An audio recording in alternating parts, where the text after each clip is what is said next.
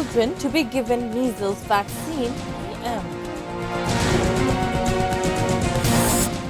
Primary education up to class 8 students to get jute bag. BNP taking U-turn Mia Golam Parwar.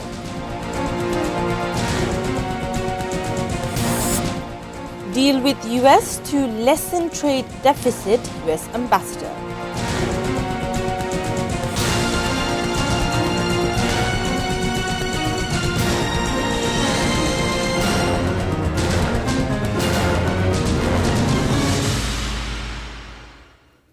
Those were the headlines. Good evening, viewers. I'm Nafisa Nawal with English Bulletin.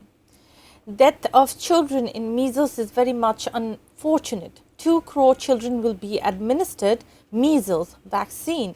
Prime Minister and Leader of the Parliament, Tariq Rahman, made the remark in the question-answer session of the National Parliament on Wednesday afternoon. He said the government is trying to overcome the crisis of measles vaccine kits. He blamed the past 2 governments for not administering measles vaccine. In reply to another question, the Prime Minister said Farmers' Card has been introduced with 10 services. 2 crore 75 lakh farmers across the country will get it gradually.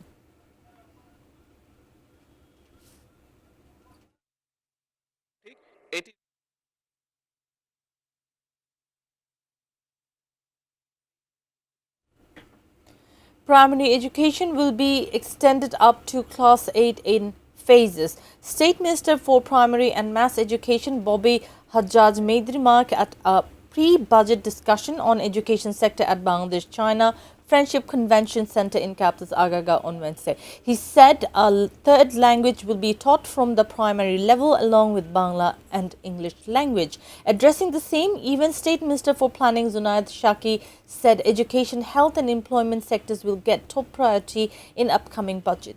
Campaign for Popular Education organized this seminar.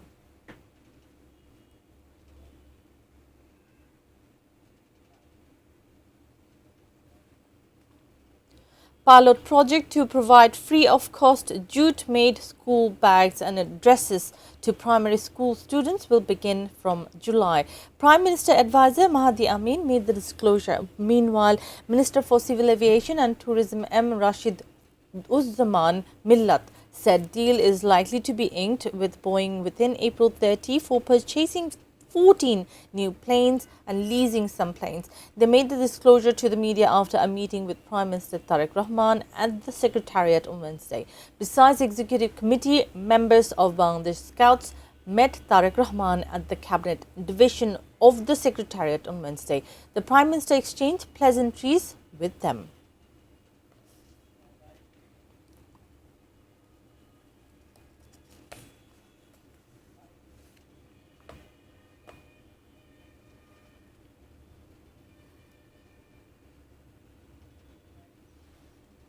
BNP has taken a U-turn. There had been no note of dissent in the referendum.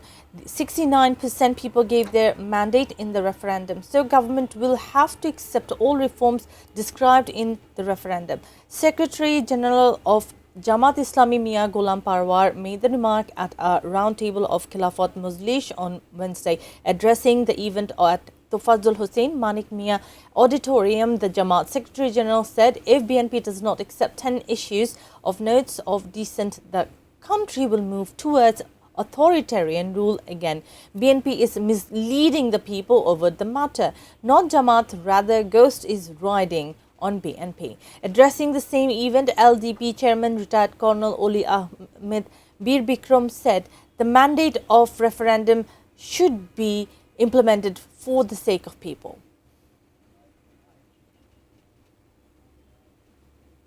The deal inked with US will help to bring down trade deficit between Bangladesh and US. US Ambassador to Bangladesh Brent Christensen made the remark in a video message on Wednesday, marking 100 days of his office in Dhaka. He said he is working to boost trade ties of the 2 countries. US President Donald Trump wants to strengthen Dhaka-Washington ties. With that objective in mind, the President wants to boost security partnership with Bangladesh and develop free Indo-Pacific region.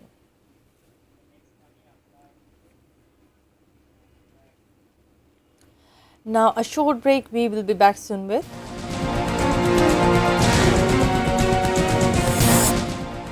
virtual court proceedings begin function. Trump extends truce, US naval blockade to continue.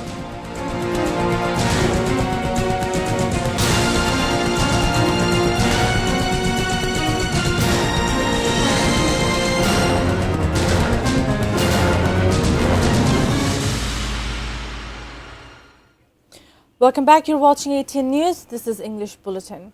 The proceeding of the appellate division will run virtually on every Wednesday and Thursday. The virtual court proceedings began from this Wednesday. Attorney General and many other lawyers took part in the hearing, getting connected virtually. However, a portion of the lawyers staged demonstration on the Supreme Court premises against such decision. They threatened to go for tougher movement, including black flag procession if the decision is not withdrawn within Thursday. Attorney General Barrister Ruhul Quddus Kajul said the decision has been made temporarily to save power and energy, taking into consideration the global situation.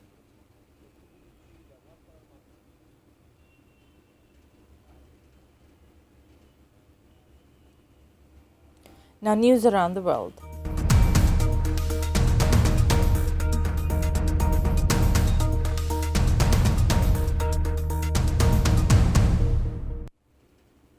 US President Trump announced an extension to ceasefire with Iran just before the 2-week temporary truce expired Wednesday.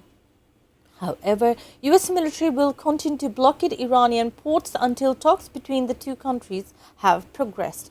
US-Israel war on Iran took another turn as US talks with Tehran in limbo. Although declaring ceasefire extension, Trump asserted US will continue Iranian ports blockade until Tehran submits unified proposal and discussions are concluded one way or the other. However, Iran's Foreign Minister Abbas Araghchi said blockading Iranian ports is an act of war and thus a violation of ceasefire, adding Tehran knows how to resist bullying. The status of peace talks is unclear as US Vice President J.D. Vance will not go to Islamabad. Besides, IRGC claimed of seizing 2 of the 3 ships they attacked and is escorting them to Iranian coast. Amid ongoing ceasefire between Israel and Lebanon, Israeli forces launched new wave of airstrikes, bombardments in southern Lebanon. Israeli military claimed it killed 2 Hezbollah members after they allegedly crossed the yellow line. However, Hezbollah announced attack on northern Israel in retaliation for truce violation. Despite a 10-day ceasefire, Israel is continuing attacks on southern Lebanon and demolishing Lebanese homes. IDF carried out bombing in residential areas in cities of Bint Zibli and Qiyam and the town of Hanin in southern Lebanon. They struck the Bekaa region as well. Dozens of Israeli soldiers were seen singing Israeli national anthem on the ruins of demolished town. Israeli flags were also planted amidst destroyed buildings.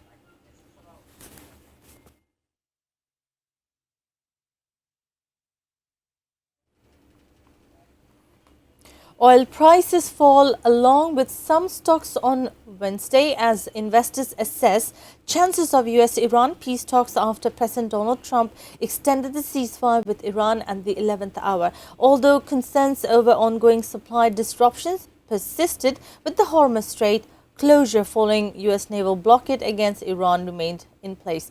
Oil prices dropped as Iran said it received some sign that the US may be willing to end its naval blockade of Iranian ports. Brent crude fell as much as 2% to near US $97 a barrel. West Texas Intermediate dropped around 1.2% to US $84.95. Both benchmarks gained almost 9% in the 2 previous sessions. The development came as markets tried to make sense of mixed signals from both Washington and Tehran.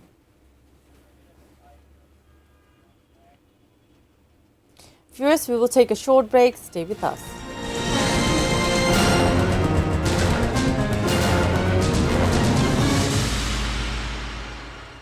Welcome back. You're watching English Bulletin. Now, sports news.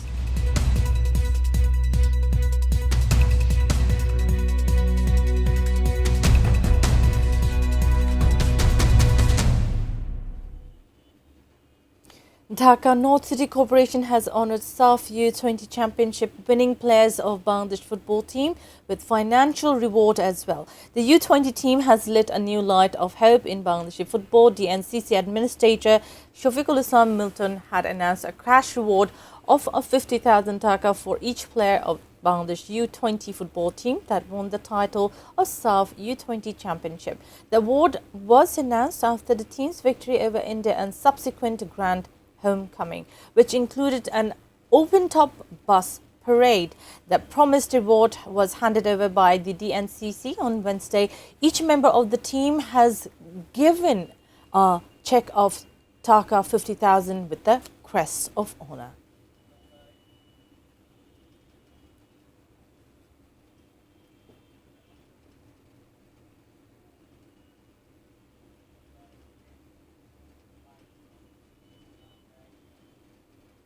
Before ending the bulletin, top stories once again.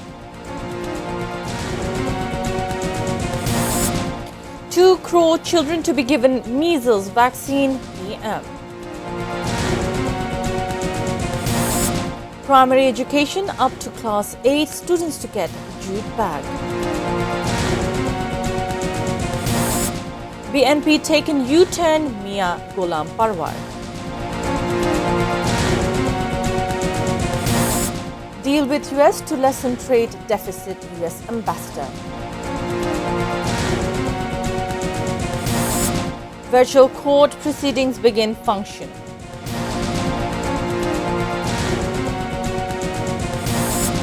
Trump extends truce, US naval blockade to continue.